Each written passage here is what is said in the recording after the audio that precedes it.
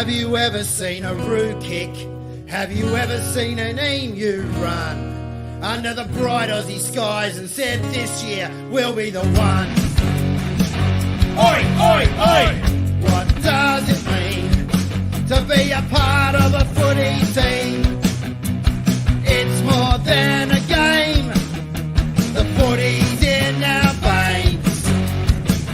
It's time to go. It's a Northern Footy Show. Get out of our way. We wanna see them play.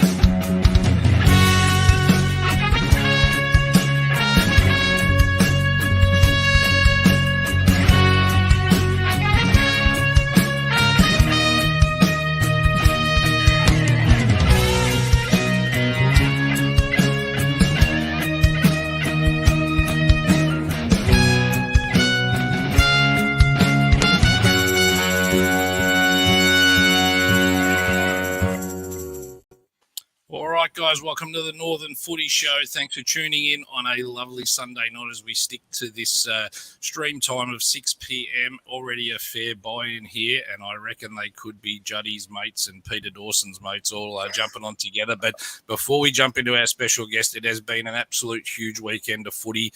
Couple of upsets. As you can see, we have the very famous defender, Lachlan East, here online with us after Bundy upset Monty on the weekend in a fantastic game of footy. I was there, and Division 2, Northcote Park went back-to-back and smashed Panton Hill by 61 points, and Division 3, Epping, who I wouldn't say it was an upset, but 31-point winners over Ivanhoe, and I've said for the last couple of weeks that Epping's been unbelievably close to everybody. They haven't been getting hammered, and they backed it up on the weekend. I guess finals is going to shape up to be a hell of a lot harder because every division's getting tighter, and I think there's only one person I've put in the bin this week that can't play finals, and we'll get to that later. But our special guest tonight, as you can see online, is Lachlan East from Bundoora, Leigh Judd, 150 game player on the weekend for Epping, Lincoln Coffey, little superstar from Mernda, and Jordan Sacco, captain of Lower Plenty. But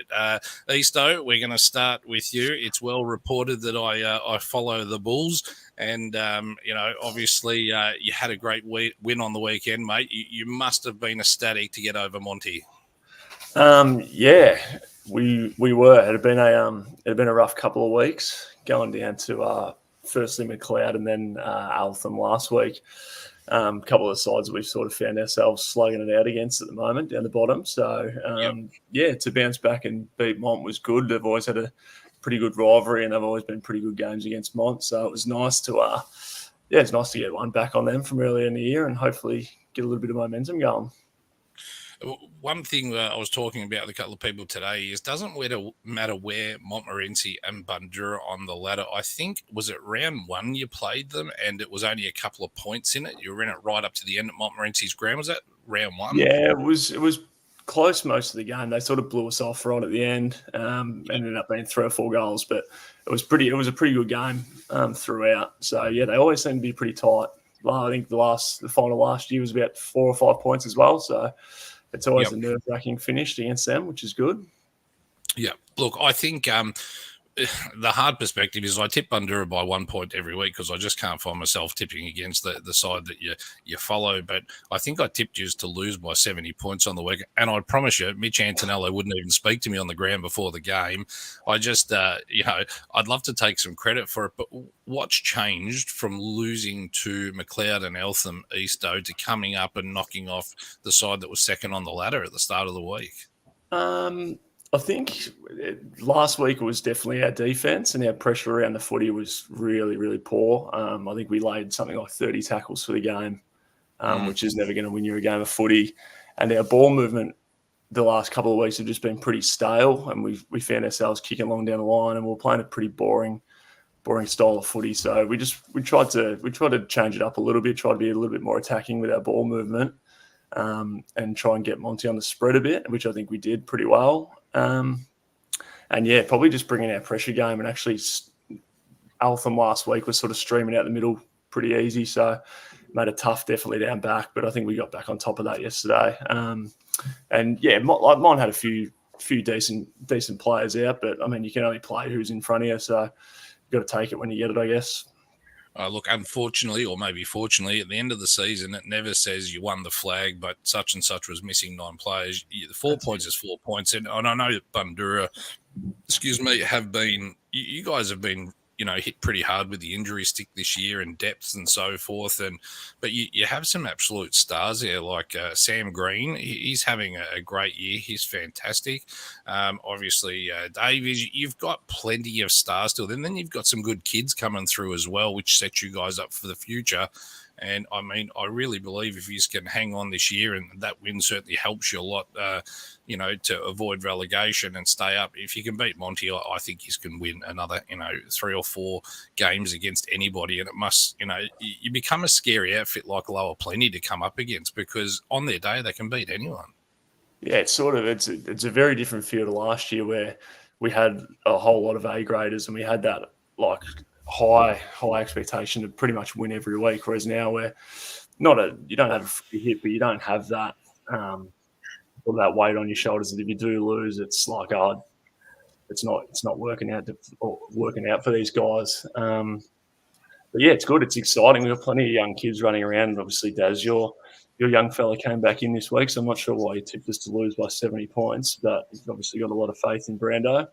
There's a lot of good young guys there that just want to learn and want to have a crack, and that's all you can ask for, really. Yeah, and as I said earlier, you have been hit with a lot of injuries, and I know young Luke Lavolvo's done now for the season and so forth, and I see endlessly, guys like your captain just, pushing through injury week by week and smashing through, but that's what you got to do to keep competitive. Now, my final thing for you here before we move to the next one, we'll come back and speak as a group later, is Easto, I'm going to make the claim that earlier in the year you were listed in the top 10. Right, and I did, and I know you're not someone that likes any accolades like that, but we actually reckon you've elevated. We were doing this the other day, going through a hell of a lot of statistics and so forth. We've got access to your defensive skills are absolute A grade, and you're having a fantastic season. I actually think you're Bundoора's best player year to date, and consistently contributing. What do you put that down to? I mean, it's a tough year. What advice? We've got young Lincoln on the line as well, and he's 16, playing his first lot of senior footy and going to be a superstar. What gets you through when it's tough times? First, thanks, because I'm going to cop a heap for that on Tuesday night, I imagine. And probably when I check my phone after this, I'll be copping it off the boys. Yeah, I think a few guys that I know would be the first to say I'm not very athletically gifted, and I'm probably pretty slow and not very strong. So I just try to really work on my body positioning and sort of set myself up that way so that I got the best chance to probably sort of win my one-on-ones. But a lot of it too is getting delay on the ball, and if you guys up the ground aren't doing a whole lot of work for you, it's pretty hard to defend. So usually we just blame the midfielders if we're getting torched, which is a pretty good get-out card. But yeah, obviously, it's the footy's been down there a little bit this year as opposed to last year. So had plenty of chances to defend it. But hopefully in the back half of the year we can maybe put the feet up a little bit more in defence and see how we go. Can't remember the last fullback to win a Brownlow either. Juddy will be smiling at that one. The guys like it's a very thankless job. We'll come back to you. Thanks for that. Now, Juddy, let's move over to you. 150 games on the weekend. Congratulations. It must have been great to get to the milestone.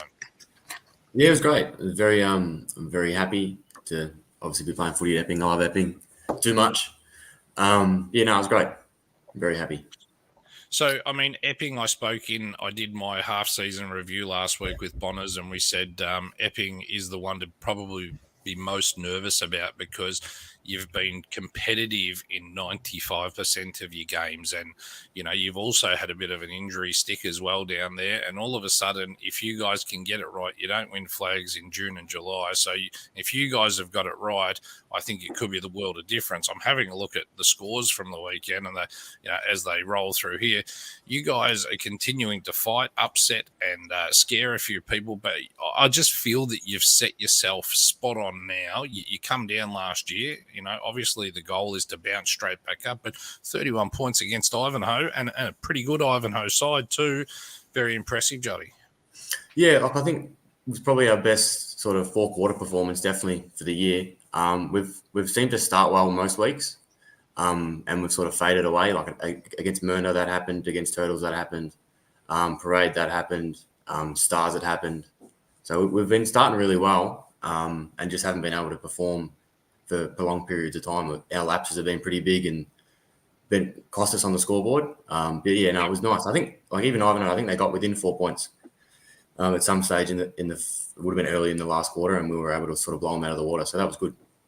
Yeah, and I think it's important. It shows depth. You guys have got some, very skilled and experienced players also in that side. And come finals time, or as we get to the pointy end of the season, I think that, they're relevant, and that experience starts to pay dividends. Now, it puts you back in the 5. Now, only on percentage, but you've got a great percentage. 122 is a pretty good percentage, as I'm checking by the screen. Sitting 5th now. Old collegians, you would say they're probably on the slide a little bit, even though it was a very close game yesterday. And all of a sudden, you guys are you're only 2 games off being in 3rd position. It's going to be one hell of a tight Division 3 this year, Juddy. Yeah, no, it's exciting. You're looking forward to every game, each week, every challenge. But not every week isn't going to be an easy win type of thing, which is good. Everyone wants to play finals, so everyone sort of can play finals. So you just got to bring the best of the day and hope for the best. You couldn't take anyone for granted really this year. Yeah. Even Laylaw competing, like they're in the games for most of the games. And I think Lance and Shane would be pretty happy with that. So, but they're going to have that day. They beat Kilmore. Kilmore's just giving everyone a hello at the moment, which is amazing. So, captain again, I think we spoke pre-season, Juddy. Was this your 6th or 7th year in a row? Yeah, I think this is 6. Yeah. Yeah, I think I'm the longest serving in club history now, yeah. How many more seasons have you got left in you, do you reckon, Juddy? Oh, Peter Dawson will tell you 20. Yeah, maybe. No, I'm not 30 yet, so I've got a bit of time. Yeah. Good. Providing the body holds up, yeah. I think Epping's in a right, and you're having a good season as well. Tell me about the youth. You've got young Bordeaux coming through there as well, playing some good footy. Yeah. He was unavailable this week because he already played his game for school. Paradians. And they won the premiership for that. He's going to be a superstar. Yep. Daniel Lachlan, I think when he interviewed me pre-season, I said he was 20, but he's not. He only just turned 19, so his old man gave me a bit of stick for that. He's going to be a superstar. I think he's 3rd or 4th in the goal kicking. Yep. Young Archer Bugden, he's going to be a superstar. Emerson, he's going to be another good player as well. So there's plenty of young kids that we have that are doing really well at the moment.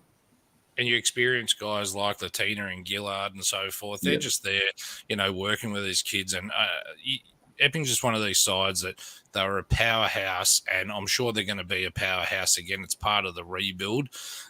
Easto, your first bit of flack, mate. There's your first fine. They really need you to smile here, mate. Now, you're coming up against Mernda, Juddy, this week, and we're about to speak to Lincoln Coffey, an impressionable 16-year-old, but I've got to tell you, a ton of talent. So you're going to get a first great look at him next week. Any words of wisdom? If you guys want to get this fight on, this is the place to do it. Let's build this match up. He did tell me off air before you got here. I reckon I could take Juddy out pretty early, but he's a bit nervous. But any words of advice before the game, mate? No, I think he played when we played earlier in the year. He's going to be a good young player for sure. He's going to be a star. Well, let's move over to him very quickly, and we'll come back to Juddy. So Lincoln, 16 years old, playing senior football in Division 3, playing so well that I'm not even sure Billy can get back into this side with you in the ruck at the moment. Now, we spoke before the show. You are 6'4", did you say? Was it 6'4"? Yeah, a little under 6'4", yeah. 4 at 16. Now, you're going to have a hell of a lot of jealous kids out there because that's, having that height so young. And how tall's Dad? You said 6'5" or 6'6"? Yeah, 6'5"-ish, yeah. Okay, mate, look, how have you found this transition from junior football thrust straight into being the superstar of this side? Yeah, start of the year was a little bit stressed, a little nervous, didn't know how many games I'd play. And the biggest difference I've found is probably the actual physicality aspect, because a lot of the boys have been running around for a long time, know what to do, especially in the ruck. Bigger bodies know how to use it. But at Mernda, the coaches, along with Billy Morrison, he's helped me a lot, like with my ruck work, where to go, how to get there. And then even Bryce Kimalatis down forward, he's a high IQ player. He's taught me so much to develop my craft as a forward as well. Yeah, that's great. Look, I've got to be honest with you. I tipped Mernda pre-season. I just think the talent you have on your list, if you can get them all on the park, is impressive and good enough to beat half the Division 2 sides, to be honest. Now, you've been struck hard with the injury stick, but so has most clubs, as we've been talking about. What are you enjoying most about your footy, playing senior footy this year? Oh, it's probably the actual culture of the club. Like when I came in, I didn't know if I was going to be sitting on the outside of the team, but it's a real family there. Like a bunch of young boys, they're all friends outside of footy and at footy. And just the vibe around the club is beautiful. It's great to be around, and I'm just loving every second of it. It's my favourite part of sport. I'm going to quickly ask Leigh, at what age did you play your first game, Juddy? Seniors. I was 18, I think, yeah.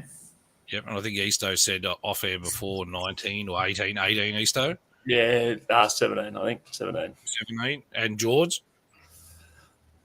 Yeah, 17, same. So you've got to jump on these boys, and it's a long time in footy. And, mate, honestly, hats off to you, Lincoln, because coming up against men at your age when your body hasn't developed is tough footy. And Fletch probably won't overly like me telling you this live, but he's absolutely impressed with you. And he's a hard-ass coach, make no mistake about that. And, you know, I speak to a lot of people from Mernda, Nipper and guys like that. Mate, you're having a fantastic season. You should be very proud of yourself walking out there against men week in, week out and winning. You know, you're doing a really good job. We're going to come back to you, Lincoln. Catch your breath for a sec. Captain Jordan Sacco from Lower Plenty. George, this is one of these ones I have to put my hand up and say, I actually thought you were going to finish on the bottom of the ladder, but if you have a look at my tipping each week, you'll work out I know absolutely nothing about football. Absolutely nothing. And it's so much easier on this side of the microphone. Thanks for coming on. You're having a great season. How are you finding it? Yeah, no, it's been a pretty, definitely a lot more positives compared to last year. Like, we only just kind of scraped through. And I just think, seeing what we've kind of got building for the future is pretty exciting this year. And having those few more kicks together, a few more gaps, everything's kind of starting to really click. So yeah, it's pretty exciting out there. I think you guys, and I'm just bringing up your results. So I'm going through a few of the, the past results. Obviously, you had a really tough one against Lorimer on the weekend. Lorimer is a side that I do think will knock off one or two. They're a very young side, but they're getting better and better each week. How did you find their gameplay on the weekend? Yeah, as you said, a young side, and they're quick sides. So they move the ball quick, and if you give them that front end of a stoppage, kind of in the middle, you're just chasing ass all day. And they gave us a bit of a scare at the start, but we were able to kind of wheel them back. And then even at the end of the quarter, the start of the fourth, they kicked a few goals, got it back close, and then again we were able to steady ourselves. But yeah, no, they're definitely on their day, they're a fairly solid side. Yeah, I agree. Then I go back and have a look at a couple of missed opportunities here. South Morang, that's not a missed opportunity. South won by 33 points. You were in it for most of the game. I actually thought you were very competitive there. I'll watch that replay. But you got towed up by Panton Hill by 62 points, and looking how results are going now, you might look back at that one because all of a sudden you win one or two more. You're sitting in finals. You know, you're sitting in the fives. Yeah. The draw against Watsy. Yeah, the draw against Watsy, that one was a bit of a spew, that one, obviously. But yeah, especially after that Panton Hill one, we kind of came away with that and said that's not that's below us. That was a pretty shocking day for us. Yep. And then I think since then we kind of came out against South Morang, who are a very, very strong side, to give pretty much 4 quarter effort that day and be in the game the whole day. That kind of changed it. And then to have a win yesterday was, obviously a positive. Yeah, absolutely. Now, in saying that you're not sitting in the 5, you're only out by 2 points. So your season's very, very much alive in a very tough comp as well. I'd argue you're playing better than Thomastown at the moment, who sits above you by 2 points, and all of a sudden you're only 6 points off 4th. I reckon 1st, 2nd, and 3rd are set with Whittlesea, Diamond Creek, South Morang. It just might be the order, although I'm pretty confident Whittlesea will finish minor premier. But you guys can still play finals.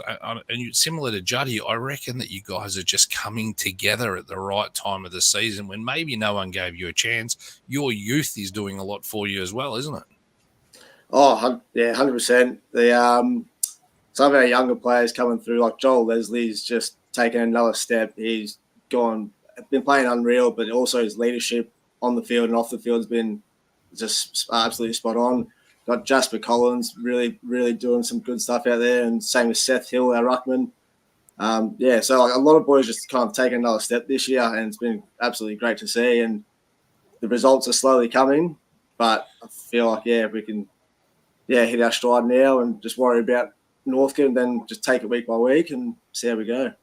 It is going to be one hell of a season ahead. So you guys have Northcote Park this week, and Northcote Park's had a resurgence. You know, we had them on here last week, and they were saying they were absolutely caned by injuries and just couldn't get the guys on the park. Now they're starting to put full sides on the park, and, you know, they've come out and given a hiding on the weekend to Panton Hill. So it's going to be a tough game, but it'll tell you where you're at, won't it, to be honest?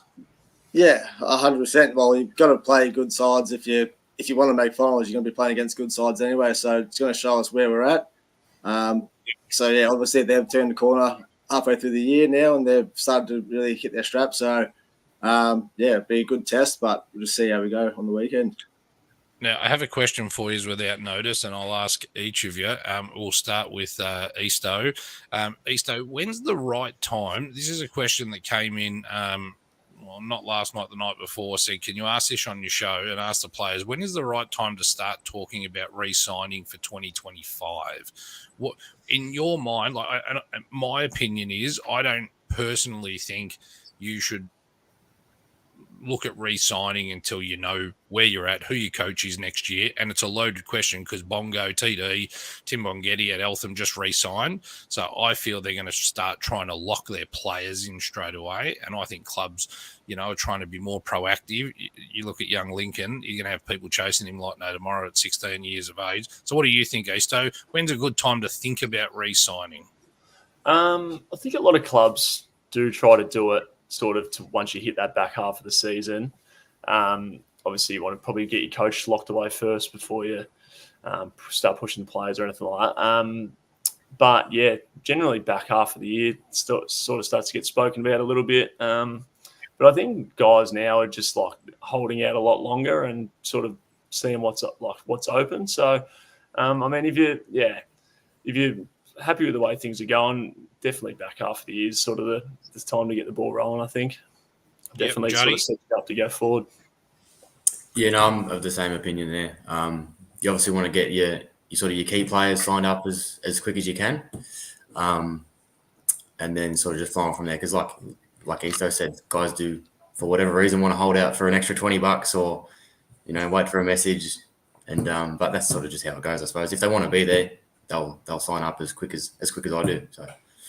Yeah, no, you do every year. And George, how have you found it with Lower over your time? Is it, they start talking to you soon? Is that the thought? Yeah, it's kind of been a thing. We'll start talking about it, and towards the back end of the year, and just see how things are going. But yeah, I kind of think about it a different way because I'm usually signing straight away. It's kind of like I don't really think about it too much, to be honest with you. So. Like a lot of these boys, kind of the exact same. So, but yeah, I guess towards the back end of the year, just see what's happening, where you're at as a team, and the coaching staff, obviously. Yeah, and I think that's an important one. Now, Lincoln, you're probably not even thinking about leaving. You're so grateful for the opportunities you're getting. But let's be honest, you are going to get a little bit of attention this year. You're probably the youngest player playing senior footy. I'm going to take a guess that you're pretty happy though at Mernda. Oh, yeah, I couldn't be happier with how it's going at the moment. And I know a lot of the boys, well, if not all of them, are already re-signed on for next year. So, as well as Flesh. So, yeah. Yeah.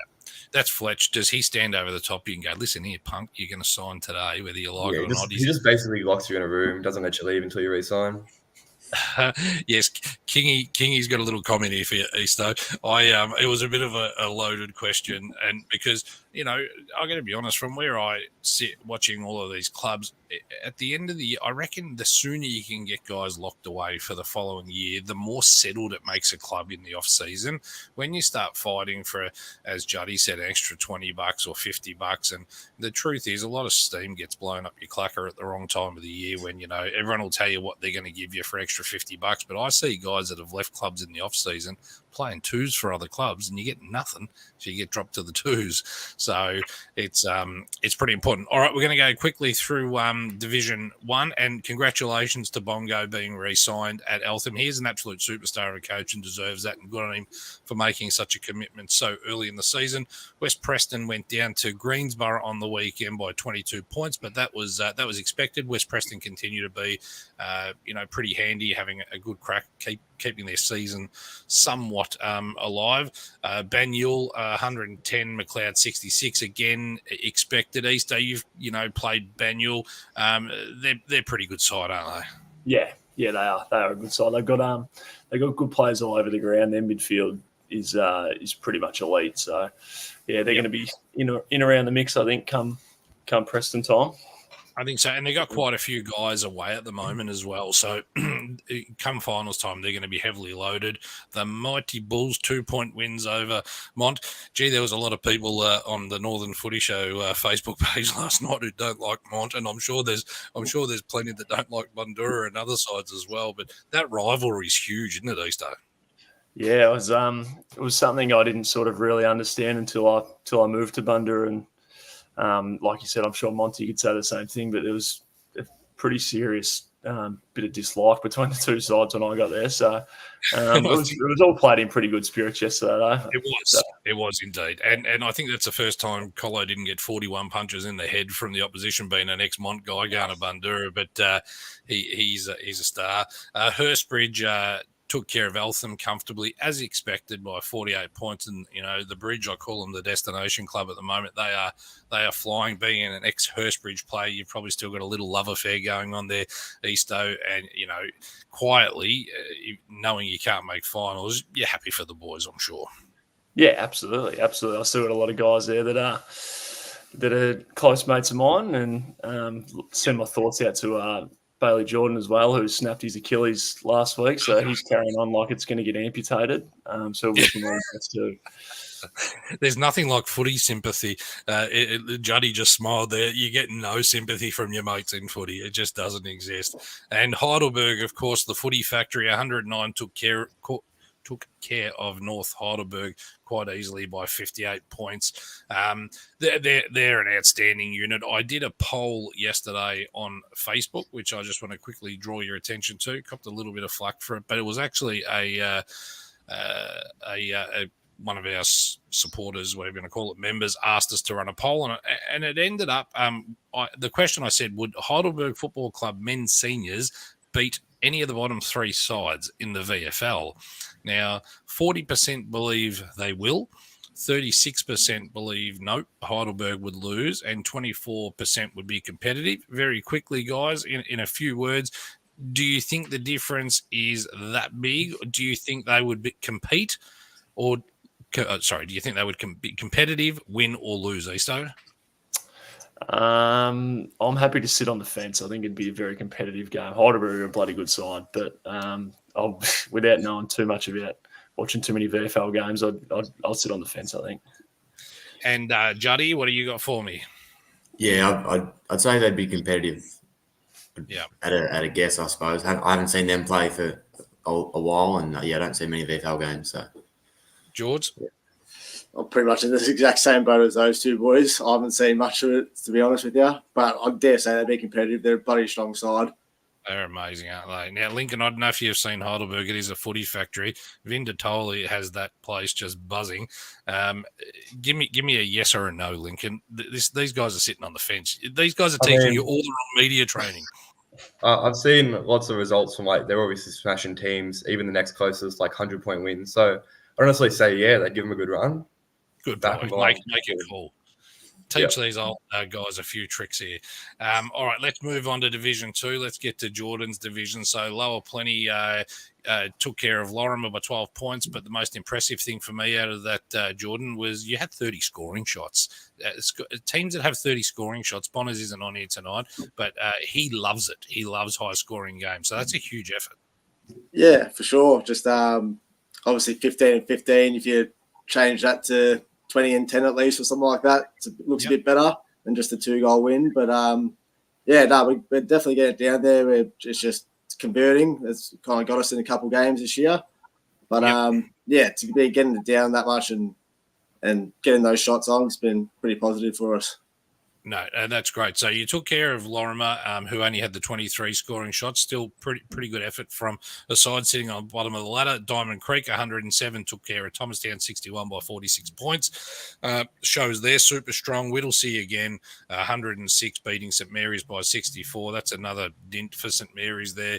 42-point loss. Northcote Park again, 107 and 27 scoring shots. Took care of Panton Hill that just can't get going by 61 points, Jordan. That's a bit of a touch-up. From a side that's sitting last or second last on the ladder, I know they've got some ins, but who did they get in? Half of the, Carlton Footy Club or something. Well, something's obviously worked for them now. So, it's good. It makes it a bit more competitive now. Good on them. It'll be interesting to play against them this week. Yeah, no, I'm trying to build up the rivalry for this week. So, anyway, all good. Let's move on, and we go to the last game there. Whatsonia versus South Morang. South Morang is expected to win, but 24 points sort of surprised me, which shows Whatsonia continue to be bloody competitive. So, Whatsonia? I was just saying that Whatsonia continue to be heavily competitive. Yeah, definitely. We obviously drew against them as well. We kind of shot ourselves in the foot in the last quarter. I think we kicked 3 goals 10. So that definitely didn't help. But they're a team like Lorimer. I think they can kind of just turn it on in stages. But they're fairly good side. As I say, a very tight ladder there as well. Whittlesea, Diamond Creek, South Morang, St Mary's, Thomastown, and yourselves.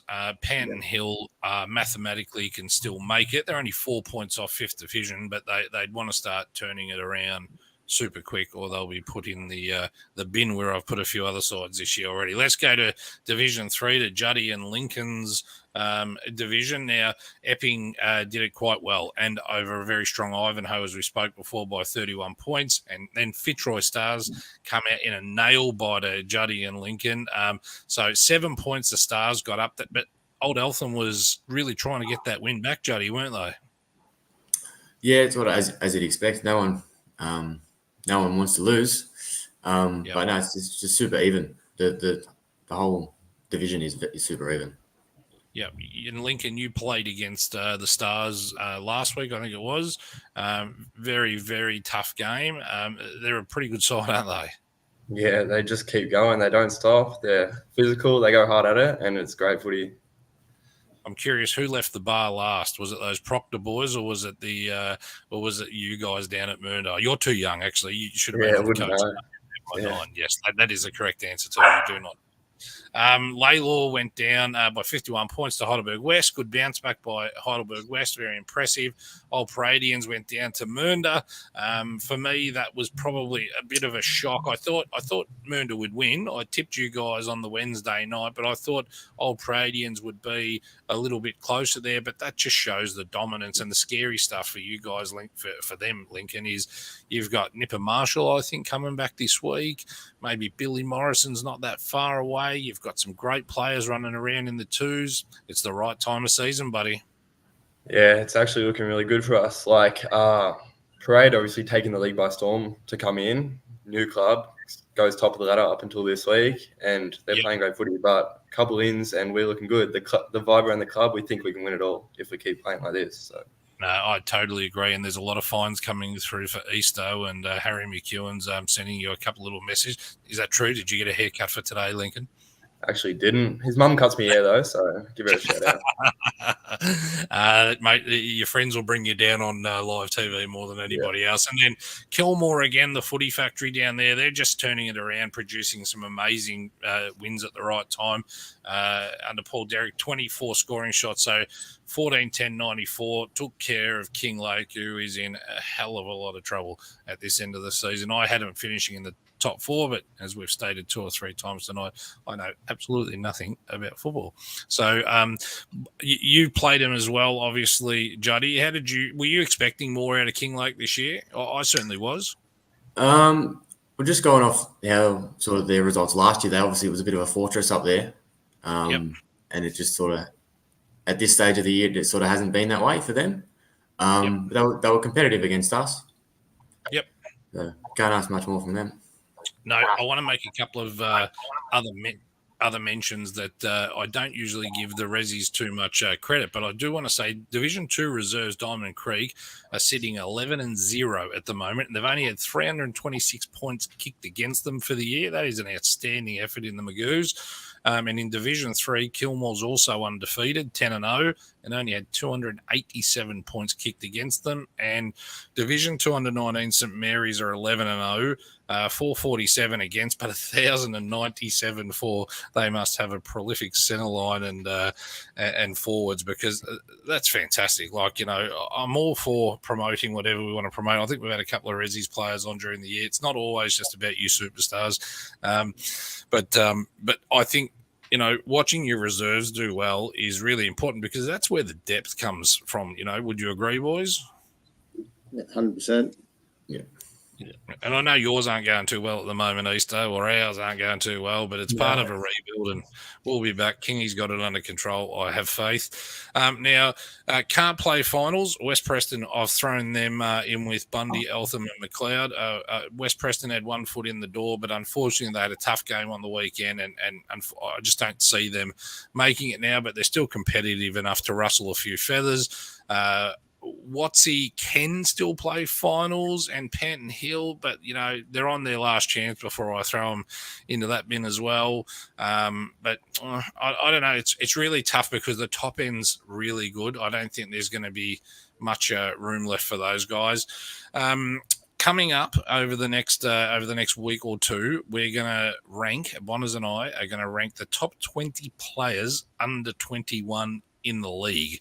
Now, that seems like a lot of numbers to do, but I've got to tell you, there's some absolute superstars under 21 running around in the league at the moment, and I'll give you a couple that are absolute shoo-ins here. Parker Heatley, he's 19, and he's absolutely ripping up Division 1, leading the goal kicking, and yes, he comes from a very good background with his father, but oh goodness me. Oops, there's a good one coming in here for you, Lincoln. I'm going to bring that up in a minute. But then you got Jordan Gillard, who you know as well, Easter, and you boys all probably know young Jordan, and his brother plays at Coburg. I seen Jordan yesterday. He's going to come on the show. He's going to bring another one of his Knights mates in with him. And Lincoln, I have you in there. You are locked as one of the best players under 21 in the league. And your little buddy there, Joel Harris, who I'm a huge fan of, Zane Anderson, and then we're going to get down to the nitty-gritty over the next couple of weeks. So we're going to try and get you guys into the studio one night or online and have a good chat, because there's a hell of a lot of talent running around in there. If you guys think somebody else should be in there, you guys need to come back to me. Now, do you know Steve Borden, Bordeaux's dad, Lincoln? I do, yeah. Bordeaux's a good mate of mine. He is an absolute cracker of a bloke, but he started this. How will Lincoln go in the ruck against Josh Borden next week? I want you to come out of this with some confidence, and we can put Bordeaux back in his box. What do you reckon, mate? Easy for breakfast? Yeah, so I go to school with Josh. He's probably one of my best mates, so that's where that question's come from. But I'll just say it's probably bath time for him next week. It'll be pretty keen to play against him. It'll be fun. I love it. I love it as another fine comes through for Easto as well. He's getting plenty of love there. Mef's on board with some love hearts. There must be some little tapping of the bum going in the rooms after there. Now, Lockie, here's another one for you. Tell them how good you were at under 21s. Were you pretty impressive under 21s player, were you, mate? I wouldn't have said that much. I was just trying to pick up Ty Loader's man for most of the time I was playing when I was under 21 while he was running around getting kicks. So it's pretty tough going. Captain Nice Guy. He is the nicest guy in footy, Jordan, isn't he? Like I reckon you could punch him in the mouth and he'd thank you for it as well on the way out. He's just too bloody nice, but you wouldn't want to play him because you probably won't get too many touches. Bryce Barnes wants my young bloke in the top 20. I think he might finish 21st or 22nd. If I put my own son in the top 20, I'll get absolutely shot. Juddy's getting some more love here. And and Paul Antonello wants Brandon in as well, but I'm not sure that's going to happen. Or I certainly won't be the one putting him in.